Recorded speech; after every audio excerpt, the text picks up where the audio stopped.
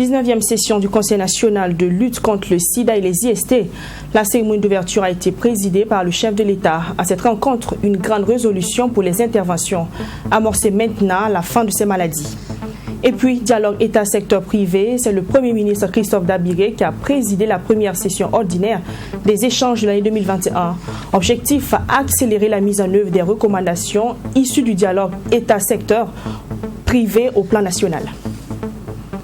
Bonjour, merci de choisir le 13h de True TV. Cette information pour démarrer, les prix des hydrocarbures vendus à la pompe au Burkina Faso vont connaître une hausse à partir du 23 mars, annonce un communiqué du ministère de l'Industrie, du Commerce et de l'Artisanat. Les prix vont enregistrer une augmentation de 10 francs CFA par litre pour ce qui est du prix du Super 91, du gasoil et du pétrole. La bouteille de gaz butane de 12,5 kg va connaître une hausse de 500 francs CFA, indique le dit document. À cet effet, les services de l'État en charge du commerce vont effectuer des opérations de contrôle inopinés et tout contrevenant à cette mesure sera sanctionné conformément à la réglementation en vigueur, prévient le ministère en charge du commerce. Dans la suite de ce journal, 19e session du Conseil national de lutte contre le sida et les infections sexuellement transmissibles. C'est le président du Faso qui a présidé l'ouverture des travaux de la session vendredi dernier à Ouagadougou. Une rencontre à l'issue de laquelle le référentiel national de riposte 2021-2025 a été adopté. Les détails de la rencontre avec Mamidria Nakamo. Le Conseil national de lutte contre le sida et les infections sexuellement transmissibles à cette 19e session a adopté un nouveau référentiel de lutte contre ce virus pour la période 2021-2025. Un référentiel qui va permettre au gouvernement burkinabé d'atteindre ses objectifs visant à mettre fin à l'épidémie du sida d'ici à 2030. Nous avons adopté un nouveau référentiel qui va nous permettre de travailler jusqu'en 2025 et commencer à amorcer l'élimination du VIH du Burkina. Nous avons constaté avec satisfaction que la prévalence du VIH a diminué au Burkina. Nous sommes à une prévalence de 0,7%, ce qui équivaut à environ 100 000 personnes qui vivent avec le VIH. Au cours de cette session, le Conseil s'est aussi penché sur les solutions qui permettront de lever les goulots d'étranglement qui entravent l'atteinte de ces objectifs. Le président du Faso, par ailleurs président du Conseil national de lutte contre le sida et les infections sexuellement transmissibles, a donné des instructions dans ce sens. Il s'agit notamment du renforcement du traitement et du suivi biologique de personnes vivant avec le VIH. Aujourd'hui, nous avons reçu des recommandations de son Excellence, Monsieur le Président du Faso, pour faire en sorte que la gratuité puisse être déployée sur toute l'étendue du territoire au profit des personnes vivant avec le VIH et d'accélérer l'élimination de la transmission résiduelle du VIH de la mère à l'enfant, car il y a eu également des souffrances dans ce volet. Le cadre national stratégique de lutte contre le VIH, le sida et les infections sexuellement transmissibles et son plan d'action opérationnel 2021-2023, le plan national multisectoriel de lutte contre ces pathologies et le bilan annuel 2020 sont entre autres les documents soumis à l'examen de la 19e session. Dialogue État-secteur privé, à ce jour, le bilan est satisfaisant. C'est ce qui ressort de la première session ordinaire du comité de pilotage du cadre de concertation et d'orientation pour le dialogue État-secteur privé CODESP. C'était hier 19 mars 2021 à la primature. Au-delà du bilan, cette rencontre première de l'année 2021 visait aussi à accélérer la mise en œuvre des recommandations issues du dialogue État-secteur privé au plan national. Le compte-rendu avec Fatima Tanikima. Les 27 et 28 septembre 2021 se tiendra dans la ville de Sia la 3e édition de la rencontre nationale État-secteur privé. C'est l'une des informations qui ressort de la première session ordinaire du comité de pilotage du cadre de concertation et d'orientation pour le dialogue État-secteur privé. Ce face-à-face a surtout permis aux deux parties d'échanger avec les structures d'appui au secteur privé et les services techniques des différents ministères impliqués, chose qui a permis de dégager des perspectives. À partir donc de la deuxième moitié du mois de mai, nous allons faire donc les rencontres sectorielles dans les régions, sous l'égide donc des gouverneurs et des présidents donc des délégations consulaires régionales de la Chambre de commerce et l'ensemble donc des structures d'appui au secteur privé dans les 13 régions. À l'issue de cela, nous allons nous retrouver donc au courant juillet sous l'égide donc des ministres en charge donc des politiques sectorielles pour discuter donc des questions sectorielles en fonction donc des spécificités donc des acteurs du secteur privé. Et enfin, nous allons nous retrouver donc les 27 et 28 septembre 2021 à Bobo-Dioulasso pour la tenue donc de la rencontre nationale État secteur privé, la 3e édition. Le comité a également fait le bilan des recommandations issues de sa dernière rencontre en 2020 à Bobo-Dioulasso, chose appréciée positivement par les acteurs du secteur privé selon leurs représentants. Nous avons insisté sur 2 autres recommandations qui sont l'indemnisation des entreprises qui ont été victimes en 2014, accélérer l'indemnisation de ces entreprises-là qui sont encore en grande difficulté et aussi résoudre le problème des marchés publics en instituant un guichet unique. Le secteur privé a lors de cette session émis de nouvelles recommandations afin d'améliorer le format de ce cadre de concertation État-secteur privé. Hier, 19 mars, dans la matinée, le ministère en charge des aménagements hydro-agricoles lançait l'opération d'enregistrement massif des exploitants agro-silvopastoraux halieutiques et phoniques. Et cela en application de la loi d'orientation agro-silvopastorale halieutique et phonique. Cette opération vise à valoriser le métier de l'agriculteur et de l'éleveur et aussi de permettre à ces derniers de bénéficier d'accompagnement pour booster leur production. Abdelrahim Nienye. Désormais, les exploitants agro-silvopastoraux halieutiques et phoniques du Burkina Faso disposent d'une carte professionnelle et d'un certificat d'enregistrement de leur exploitation. Cette volonté du gouvernement vise à valoriser les métiers d'agriculteurs et d'éleveurs qui occupent plus de 80% des populations rurales et qui contribuent à plus de 30% au produit intérieur brut. Aujourd'hui, c'est une fierté pour l'ensemble des acteurs du monde rural savoir qu'ils ont un statut. Ils ont véritablement aujourd'hui un statut. Comme vous voyez, il y a les autres chambres sœurs, comme la chambre de métier, qui ont un statut de métier. Et au niveau de la chambre de commerce, il y a également un statut de commerçant. Et tous, ils ont des cartes professionnelles. Donc, je pense que l'adoption de cette nouvelle loi vient véritablement réparer cette injustice qui existait depuis très longtemps. Aujourd'hui, c'est vraiment une fierté pour nous, les acteurs du monde rural. Au cours de cette cérémonie, des exploitants ont reçu leur carte professionnelle et leur certificat d'enregistrement. Des agriculteurs qui se réjouissent de la reconnaissance et de la valorisation de leur profession. C'est une émotion de joie d'avoir vraiment reçu ma carte d'agriculteur. Et cela va vraiment beaucoup m'aider. Comme vous l'avez entendu lors des discours de nos autorités ce matin, l'importance de cette carte en question, c'est en fait de nous aider.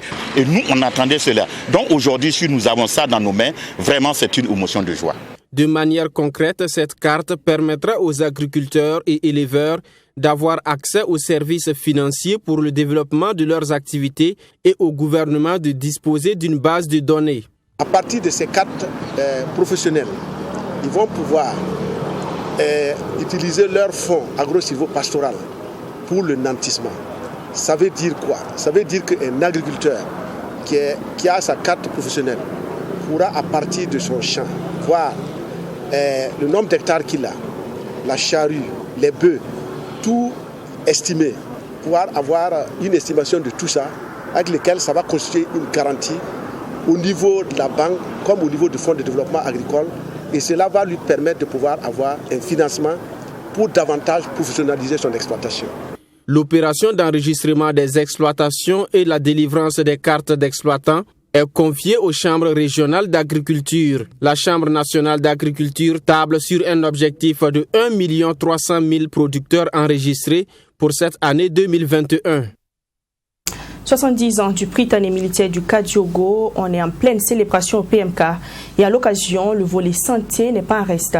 Ils ont tenu une séance de vaccination et de soins gratuits au profit des populations de Camboinsin ainsi que celle de Pabré. À cela s'ajoute une opération de don de sang. L'opération a eu lieu au CSPS de Camboinsin. Abdulrahim Tapsoba avec la voix de Alice Ouedraogo. Les populations ont pris d'assaut le CSPS de Camboinsin pour bénéficier des soins gratuits organisés par le Prytanée militaire du Kadiogo PMK au profit des populations riveraines ainsi que celles de Pabré. Les soins sont administrés par des médecins militaires spécialistes et généralistes. Pour le médecin-chef du camp, Bila Zagré, ce sont des soins et consultations en différentes spécialités qui seront administrés aux populations. Nous avons initié ces consultations et soins gratuits aux différentes populations. Étant donné que le PMK a eu à former de nombreux médecins, civils et militaires, donc avec l'appui de ces différents médecins, on a différents spécialistes et aussi des médecins généralistes. On a un ophtalmologue qui est là, on a un cardiologue, et on a un neurologue qui est là, on a un dermatologue aussi qui est là. Voilà, donc ces différents soins-là, nous les faisons ici actuellement.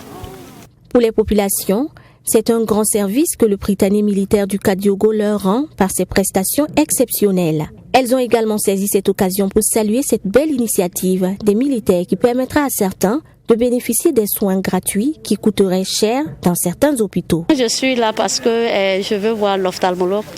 Donc c'est une occasion, à l'occasion des 70 ans du PMK, c'est une occasion qui s'offre à nous pour que nous puissions avoir beaucoup de médecins sur place et pouvoir voir de quoi nous souffrons. Une initiative qui est noble parce qu'on a la possibilité d'avoir plusieurs médecins en même temps sur un même site.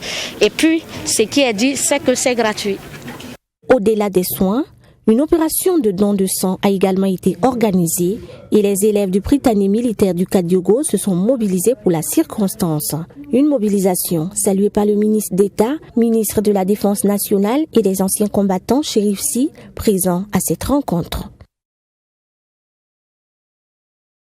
Santé dans ce journal et on s'intéresse à une maladie caractérisée par l'inflammation et le rétrécissement des voies respiratoires et rendant même la respiration difficile. Vous l'aurez certainement deviné, il s'agit bel et bien de l'asthme, une maladie qui touche plusieurs personnes au Burkina Faso, parmi lesquelles des enfants. Immersion dans la prise en charge de ces enfants atteints d'asthme au niveau du service pédiatrique du centre hospitalier universitaire Yalgado Ouedraogo. Image avec Fatima Tanikiema. Elle s'appelle Angèle Poda et elle est ce matin à la clinique pédiatrique du CHU Yalgado Ouedraogo pour le traitement de son enfant. L'enfant souffre de l'asthme depuis sa naissance selon sa maman. Il suit donc un traitement régulier et spécifique qui permet de stabiliser son état de santé. Aujourd'hui, il est soumis au traitement par nébulisation. Vous avez là un dispositif qui permet de délivrer vraiment de grandes quantités de ventoline à cet enfant. Voilà, donc, vous voyez, on met la ventoline à travers ce produit-là. Voilà, et on le branche ensuite à la source d'oxygène. Donc, c'est l'oxygène qui va, si vous voulez, propulser, va permettre au médicament de sortir et d'être donc respiré par le nez. La nébulisation est pratiquée en cas de crise sévère selon ce pédiatre en service aux urgences pédiatriques. Voilà, et au fur et à mesure qu'on voit que le malade récupère, il a moins de difficultés respiratoires, on peut soit dans un premier temps diminuer donc le nombre de nébulisations de façon décroissante, voilà, jusqu'à ce qu'on passe à ce qu'on appelle des bouffées, voilà, des ventoline. Donc ça c'est un dispositif qu'on appelle baby à l'heure. Voilà, donc avec la ventoline qu'on adapte ici, voilà, également qu'on met sur le nez et la bouche de l'enfant, et on peut ensuite délivrer les bouffées d'oxygène. En plus de la nébulisation à l'aide d'une source d'oxygène, il y a celle avec ses nébuliseurs électriques. On met le produit ici. Voilà, il y a un masque qui s'adapte également. Avec le masque qu'on fixe sur le visage de l'enfant, voilà, et la bouche, là, ça permet donc d'envoyer le produit qui sera inhalé donc par l'enfant. Le soin par nébulisation n'est pas la seule méthode de prise en charge des cas de crise d'asthme, nous fait savoir notre pédiatre du jour. Dans la prise en charge, il y a des produits qui sont prescrits. En plus de la ventoline qu'on donne, il y a les corticoïdes qu'on peut administrer soit par voie injectable, soit par la bouche sous forme de comprimé.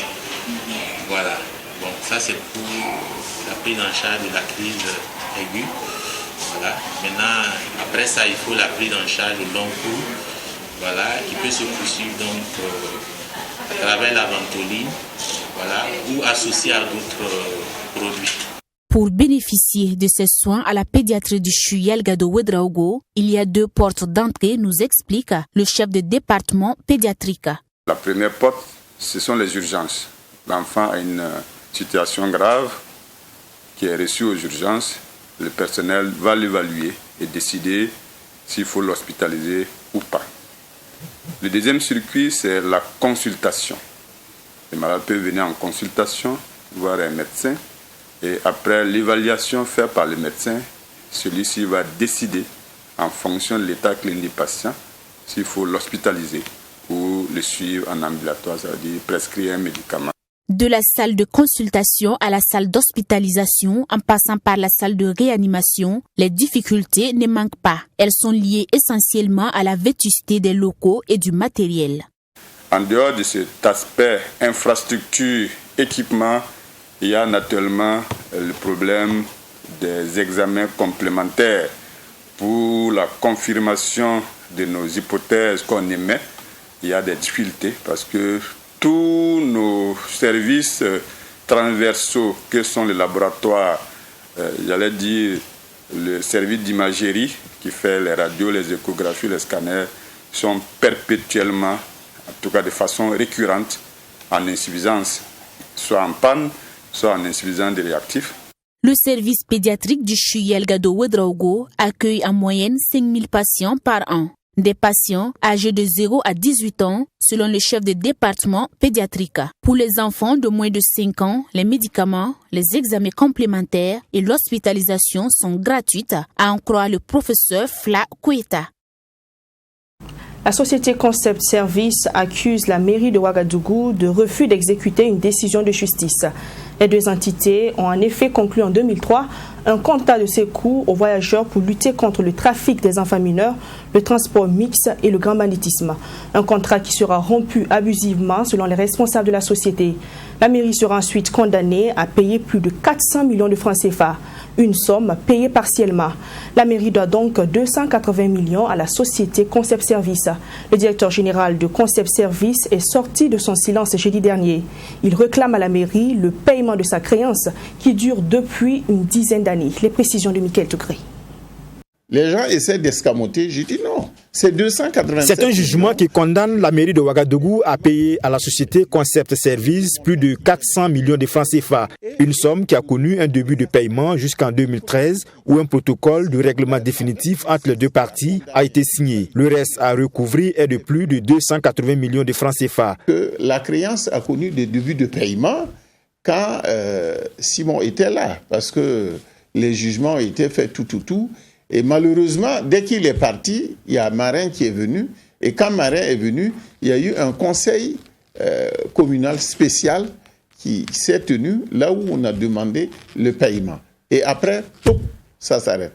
Depuis cette date, la société Concept Service réclame en vain sa créance. Et pour l'homme d'affaires Alassane Kwanda, toutes les dispositions ont été prises. Demande d'audience, appel téléphonique pour échanger sur le dossier avec la mairie de Ouagadougou. Des démarches soldées par un échec. Et c'est un homme qui ne cache pas sa colère. Vous avez des difficultés à rencontrer le maire qui refuse de vous rencontrer, qui ne répond pas au téléphone, qui ne répond pas aux lettres, mais c'est grave.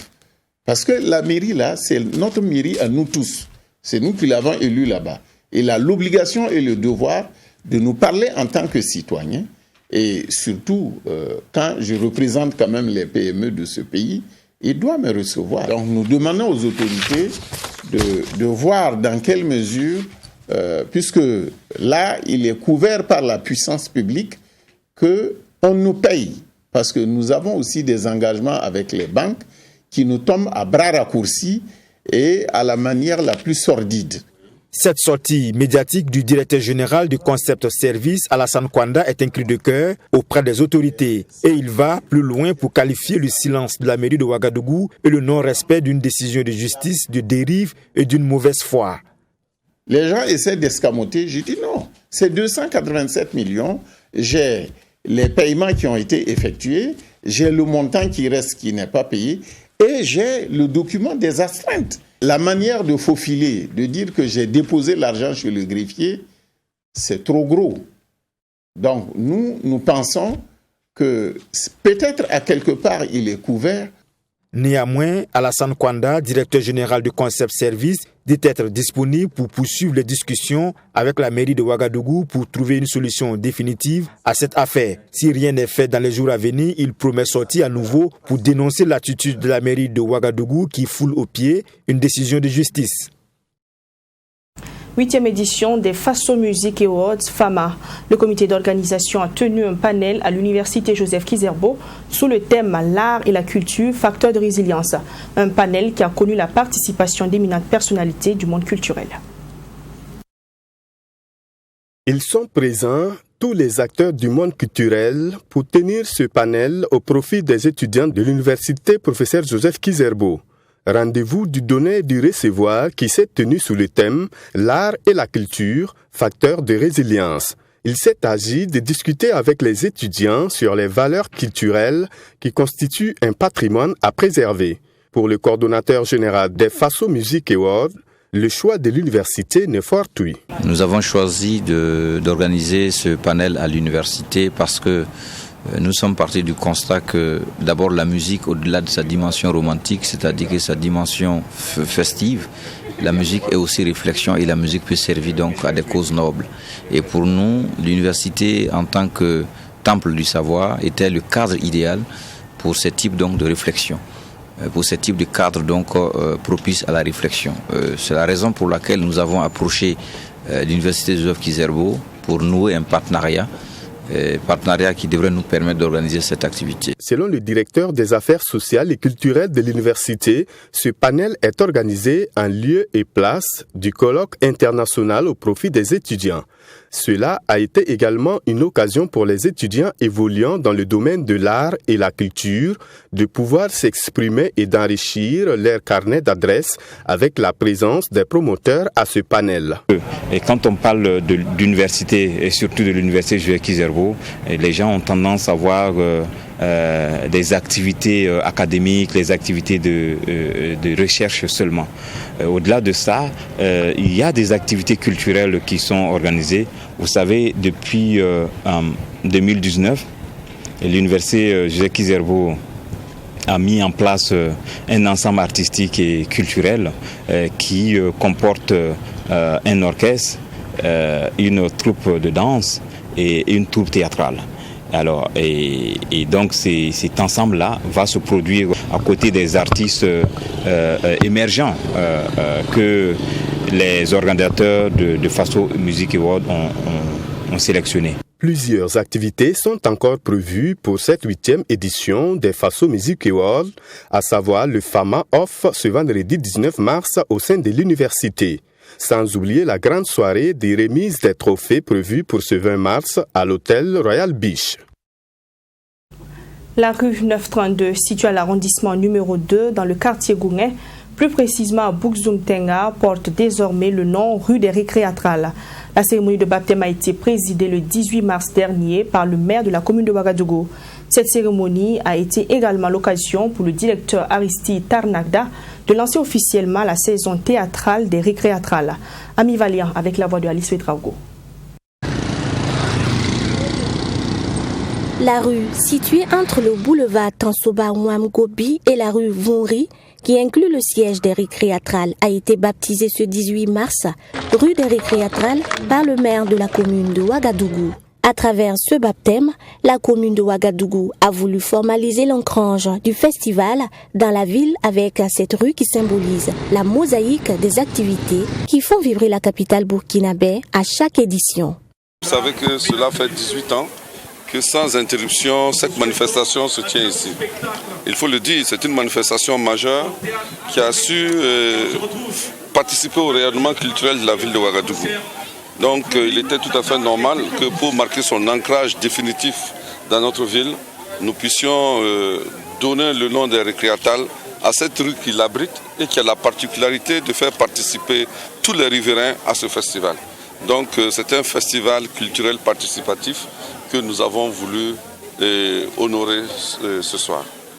Le directeur des récréatrales, Aristide Tarnagda, a adressé des mots de remerciement à l'endroit des autorités communales pour la confiance placée aux récréatrales. C'est une fierté et je pense que le quartier, sa population et toute la profession se sent honorée. Donc voilà, nous sommes fiers et heureux de cette reconnaissance de la ville de Ouagadougou. Cette cérémonie a connu également la participation du maire de l'arrondissement numéro 2, Lassane Pierre Yanogo. Avec lui, par ce baptême, c'est toute une commune qui a été honorée. Avec beaucoup de bonheur que nous accueillons l'honneur que la commune de Ouagadougou fait au récréatral et à ce quartier qui relève notre arrondissement. Il faut dire que déjà nous sommes honorés par tout ce que le récréatral apporte comme vie, comme bonheur à nos populations et à la population de Ouagadougou. Et c'est vraiment avec un cœur plein de joie que nous sommes là. Cette cérémonie de baptême a servi de cadre pour le lancement de la saison 2021-2022 du théâtre des récréatrales et le maire de la commune de Ouagadougou a saisi l'occasion pour inviter les récréatrales à s'engager avec la mairie pour la mise en œuvre du projet pilote d'assainissement participatif de la rue à travers l'implication des communautés dans la réalisation des caniveaux pour le bien-être des citoyens. Femmes en création est un processus d'accompagnement des femmes artistes. Initiée par l'association Weleni depuis 2019, elle a pour objectif de contribuer à l'autonomisation des femmes dans les métiers artistiques. Et pour sa deuxième édition, le projet s'est intéressé aux femmes artistes des régions des Hauts-Bassins et des Cascades. Un projet artistique qui s'est tenu du 8 au 17 mars dernier. Joseph Koudgo.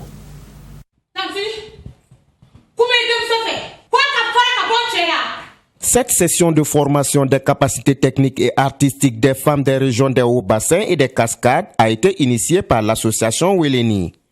Il s'inscrit dans la phase 2 de femmes en création. Alors ce projet, on l'a initié depuis 2019 pour essayer d'impliquer les femmes dans les métiers dits réservés, traditionnellement réservés aux hommes, même si les hommes ne nous le disent pas. Voilà, donc pour vraiment essayer de les impliquer, et là notamment la mise en scène, la scénographie, la régie lumière et bien d'autres métiers. Parce que le projet c'était en 2 phases. La première phase c'était encore pour ne pas laisser les acquis déjà reçus et engrangés, c'est de récupérer celles qui ont été formées l'année passée pour les reformer en formatrices, parce que nous avons remarqué qu'il n'y a même pas de formatrice en mise en scène. Ce projet a été financé par le Fonds de développement culturel et touristique FDCT et le Bureau de la coopération suisse au Burkina Faso. Il faut dire que le ministère de la Culture, des Arts et du Tourisme en général et le Fonds de développement culturel et touristique en particulier sont engagés donc dans la promotion des femmes. Voilà, donc à travers la culture. Voilà, faut dire que ce projet-là, c'est un projet qui est dans son ensemble pertinent, voilà, qui a un caractère innovant, un caractère structurant. Voilà, c'est un projet qui prend en compte réellement les questions genre. Voilà, un projet dont les bénéficiaires sont les femmes et il est en même temps porté par les femmes. Donc autant de critères qui ont donc motivé le fonds à financer ce projet-là. Les bénéficiaires formés par le maestro Hildevert Meda ont reçu chacune une attestation de fin de formation. Et sincèrement, c'est une grande satisfaction pour nous et d'avoir reçu cette formation. Ça nous a apporté un plus. Ça nous a permis de découvrir des choses que nous ne savions pas. Ça nous a permis de nous éclairer sur certaines choses que nous ne comprenions pas très bien. J'avoue sincèrement que ces 10 jours ont été pour nous des moments d'échange, des moments de partage. Nous avons, hormis la scène, hormis le côté travail, on a échangé sur comment, ça veut dire que des conseils sur comment nous-mêmes nous devons nous y prendre pour pouvoir réussir ce que nous avons entamé. Cette deuxième étape de la formation pratique des femmes metteuses en scène des régions des Cascades et des Hauts-Bassins, faut-il le rappeler, a été officiellement lancée le 8 mars à Bobo-Dioulasso. C'est la fin de ce journal et c'est la fin de 6 jours de présentation et 13 heures pour moi.